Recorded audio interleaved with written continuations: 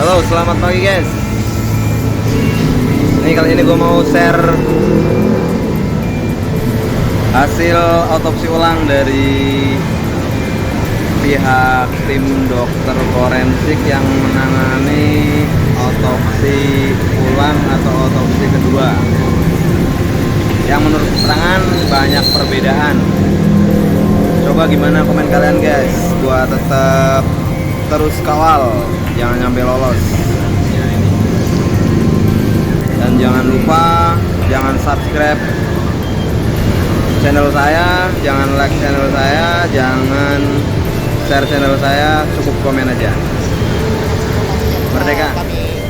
Kami tadi sudah sampaikan secara lengkap dengan analisa-analisa dengan menggunakan ilmu kedokteran forensik yang terbaik yang kami miliki, karena dan kami yakinkan bahwa seluruh masyarakat, ya, pada awam media dan seluruh masyarakat Indonesia, bahwa kami di sini bersifat independen, tidak memihak dan tidak dipengaruhi oleh apapun.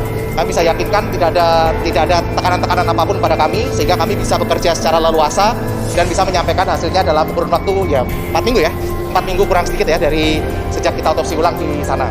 Setelah kita pemeriksaan pun juga bisa bekerja dengan leluasa, tidak ada tekanan dari manapun. Alhamdulillah awak media juga bersabar untuk memberikan kelonggaran buat kami, ya, keleluasaan untuk bisa memproses hasil yang kita peroleh. Jadi kita bisa menyelesaikan dalam waktu yang cukup singkat. Mungkin begitu, ya. Penganiayaan itu benar ya? Jadi, ya, oke. Jadi saya bisa yakinkan sesuai dengan hasil pemeriksaan kami, baik pada saat kita lakukan otopsi maupun dengan pemeriksaan penunjang dengan pencahayaan dan hasil pemeriksaan mikroskopik, tidak ada luka-luka pada tubuhnya selain luka-luka akibat kekerasan senjata api. Ya, jadi luka-luka yang kita dapat semua tempat-tempat yang mendapatkan informasi dari keluarga, selain yang diduga ada tanda-tanda kekerasan di sana, namun kami sudah bisa pastikan dengan keilmuan forensik yang sebaik-baiknya bahwa tidak ada tanda-tanda kekerasan selain kekerasan senjata api pada tubuh korban. Seperti itu. Apa perbedaan Pak dari otopsi pertama, Pak? Perbedaan signifikan. Ya. Perbedaan signifikan dari otopsi pertama itu apa, Pak? Oke, jadi kalau apakah ada perbedaan apa tidak, kami tentu nanti akan kita lihat sama-sama ya pada saat kita perbandingkan di sidang pengadilan. Dari ahli yang pertama yang melakukan otopsi pertama, sekalipun juga kami yang melakukan otopsi ulang. Otopsi ulang ini tentunya ada plus minusnya pastinya, ya. Tentu gambaran luka pun pasti akan lebih baik di otopsi yang pertama daripada yang otopsi kedua. Tapi dari kita bisa lihat bahwa otopsi yang kedua ini kami masih bersyukur banyak baik itu bantuan dari Allah Subhanahu wa taala, dari Tuhan Yang Maha Esa, serta dari tim yang kami siapkan, penasehat kami juga semua memberikan petunjuk bahwa gambaran luka-luka yang kita temukan pada tubuh masih cukup jelas. Setelah kita review lagi baik dari tubuh, baik saat kita melakukan pemeriksaan, dari foto serta gambaran mikroskopik, kita masih bisa meyakini bahwa luka-luka itu adalah misalnya luka tembak yang ada di tubuh korban itu masih jelas sekali. Sehingga kalau dikatakan bagaimana apakah perbandingannya antara otopsi pertama dengan otopsi kedua, terus terang nanti kita sama-sama lihat di pengadilan pada saat kita hadir sebagai memberikan kesaksian. Dan saya rasa dari Baris Krim juga bisa melihat memperkuat keyakinannya dari hasil otopsi ulang ini dengan otopsi yang pertama. Bagaimana nih, apakah ada perbedaan atau tidak? Yang jelas kami melihat bahwa pada otopsi kedua ini luka-luka yang ada itu jelas masih bisa kita identifikasi, baik itu sebagai luka tembak masuk maupun ada yang sebagai luka tembak keluar. Ada suara tembakan dari depan dan belakang, Pak? Kita melihat bukan arah tembakan, forensik tidak melihat arah tembakan, tetapi arah masuknya anak peluru. Arah masuknya anak peluru kita lihat ada 5 luka tembak masuk dan 4 luka tembak keluar. Seperti itu. Nah, itu memang bisa kita jelaskan dari hasil pemeriksaan lain, termasuk hasil pemeriksaan kami, kita bisa jelaskan sekali bagaimana arah masuknya anak peluru itu ke dalam tubuh korban, serta bagaimana dia secara sesuai dengan lintasannya dia akan keluar dari tubuh korban. Seperti itu. Kira-kira berapa penembak, Pak? Jadi kalau berapa penembak saya tidak bisa jawab. Kami bukan saksi mata, tapi memang dari luka-luka yang ada itu tadi ada 5 luka tembak masuk dan 4 luka tembak keluar. Mungkin gimana? Ya, sesuai mungkin teman-teman sudah pada tahu ya lokasi luka tembaknya di mana saja. Sudah di ini ada 2 luka yang fatal tentunya, ya. Ada 2 luka yang fatal, yaitu luka di daerah dada dan di kepala. Itu sangat fatal, ya. Kata keluarga korban ada otak pindah ke dada. jadi gini, kita semua apa yang didapatkan pada tubuh korban itu kita lihat yang jelas sudah dikembalikan pada tubuh korban, dan memang ada hal-hal yang harus dilakukan untuk mencegah adanya misalnya kebocoran atau apa, karena banyak luka-luka di tubuh korban, sehingga memang yang jelas tidak ada organ yang hilang dan semua dikembalikan ke tubuh jenazah seperti itu. Luka di ya itu jelas itu rikoset ya, jelas berdasarkan ada dari tubuh apa yang ada itu merupakan rikoset seperti itu ya. Tidak ada kekerasan di tempat lainnya. Saya bisa pastikan di sini dengan penelitian kami tidak ada kekerasan selain kekerasan senjata api seperti itu. Dan memang yang fatal adalah dua, yaitu di dada dan di kepala. Itu yang fatal. Yang fatal, ya pasti. Meninggal. Kalau memar di badan tidak ada kekerasan lain selain kekerasan senjata api. untuk kematiannya Apakah jaraknya dekat ya? Jarak tembakannya dekat? Kalau ya itu sorry. Jadi kalau cara luka yang ada di tangan itu memang ya tadi seperti kalian katakan itu adalah alur lintasan anak peluru ya. Jadi kita tidak luka bagaimana anak peluru itu masuk ke dalam tubuh dan kemudian keluar serta keluar dan mengenai organ tubuh lainnya termasuk di jarinya seperti itu ya. Tadi kan dikatakan ada dua luka fatal dong. Ada dua luka fatal di dada dan di kepala. Ya. Berapa jarak tembak yang Kalau jarak tembak kami sudah tidak bisa melihat lagi ya, karena ciri-ciri luka yang kita temukan pada tubuh pada saat otopsi kedua itu memang sudah bentuknya sudah pasti jenazah sebelum pada saat otopsi pertama kan sudah dibersihkan dan segala macamnya.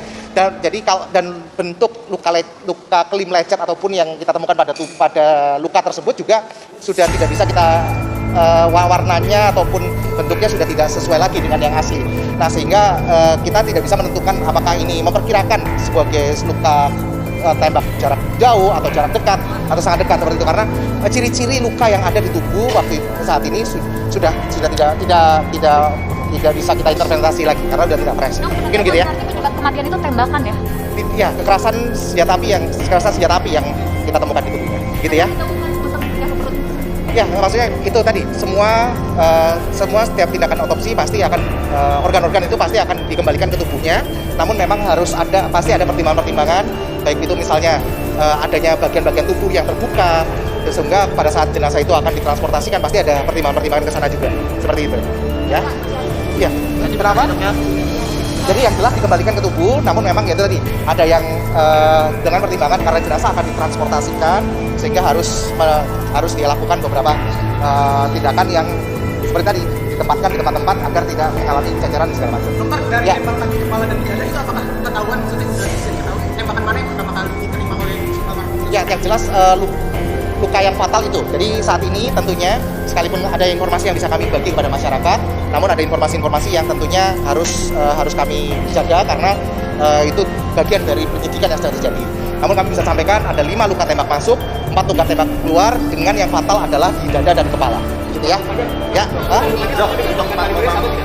Oh, untuk kaliber atau ukuran itu kami udah nggak bisa tentukan. Pada saat kita lakukan otopsi kedua ini, otopsi ulang ini, bentuk lukanya itu sudah tidak asli lagi ya, tidak sama seperti aslinya. Dengan adanya pembusukan ataupun adanya pemberian formalin ya, pengawetan jenazah itu tentunya akan membuat bentuk luka itu mengalami perubahan. Jadi seperti itu. Jadi kita tidak bisa tentukan lagi tidak bisa seenak kalau kita otopsi pada jenazah yang fresh. Namanya otopsi ulang, jadi ada keterbatasan, namun ini yang terpasti dan kita bisa sampaikan kepada masyarakat dengan menggunakan keilmuan kita yang sebaik-baiknya dari forensik bahwa memang luka-luka itu betul adalah kekerasan senjata api dan tidak ada luka-luka lain selain kekerasan senjata api. Begitu, ya. Nah,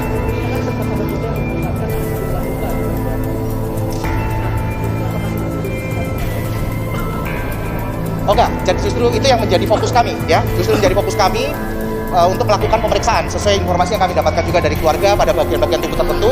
Itulah yang kita lihat dan memang sudah kita pastikan baik secara makroskopik dengan menggunakan pemeriksaan dengan cahaya forensik ya, serta dengan mikroskopik bahwa itu kita pastikan tidak ada luka di sana, ya, gitu, oke? Ya, oh mungkin itu nanti saya pasti akan lebih jelaskan lebih jauh di sidang pengadilan, ya. Tidak, tentunya 5 luka tembak masuk, bukan 5 kali tembakan, ya. Kalau secara forensik kita tentukan kenapa? 4 ya, berarti itu ada 4 keluar, masih ada 1 yang bersarang, ya betul. yang sesuai dengan apa namanya sesuai dengan trajektorinya dari arah alurnya itu kita bisa tentukan ada yang bersarang di dalam tubuh gitu ya. Ya. Kenapa? Yang bersarang dari di tulang belakang ya, ada di dekat tulang belakang itu yang bersarang di situ gitu. Oke. Saya tidak bisa, kita gini, dari pola luka, ciri-ciri luka yang kita lihat itu kita tidak bisa lagi tentukan ini luka tembak jarak jauh atau dekat atau sangat dekat karena gambarannya sudah sama ya, tidak ada ciri-ciri seperti kelip api ataupun glinta atau sudah tidak ada lagi, sehingga kami juga sudah tidak bisa mengidentifikasi ini apakah jauh, dekat atau sangat dekat begitu ya. Oke. Itu adalah yang jarinya itu adalah trajektori ya, arah alur lintasan anak peluru jelas sekali keluar dan mengenai jarinya, jadi itu memang alur lintasan. Nah, jadi kalau bahasa awamnya mungkin tersambar ya, seperti itu. Oke ya. Ada dua ya, di kelingking sama jari manis tangan kiri gitu. Ya. Kalau melindungi diri apa enggak saya nggak tahu, tapi memang sesuai analisa kami terkait arah lintasan anak peluru itu juga memang sesuai dengan arah lintasannya ketika keluar dari tubuh tersebut. Ya, oke? Oh enggak ada kuku dicabut, tidak ada sama sekali. Ya. Kayak penegasannya aja dok, seperti apa kasusnya, maksudnya kejadiannya secara forensiknya dari dokter sendiri dianalisa apa dok? Ya itu tadi saya penegasannya seperti ini, bahwa kita sudah lakukan pemeriksaan sebaik-baiknya terhadap tubuh Brigadir Yosua dengan keilmuan forensik sebaik-baiknya, dengan semua pemeriksaan yang kita miliki baik secara otopsi maupun pemeriksaan penunjang dengan pencahayaan hingga pemeriksaan mikroskopik. Semuanya tadi kita sudah sampaikan dalam dokumennya, sudah kita berikan kepada Barreskrim, dan semoga ini bisa memberikan keyakinan buat penyidik sebetulnya luka-luka yang terjadi seperti apa, ada di mana saja, supaya tidak ada lagi keraguan-keraguan bagi penyidik tentang kejadian ini. Mungkin itu ya.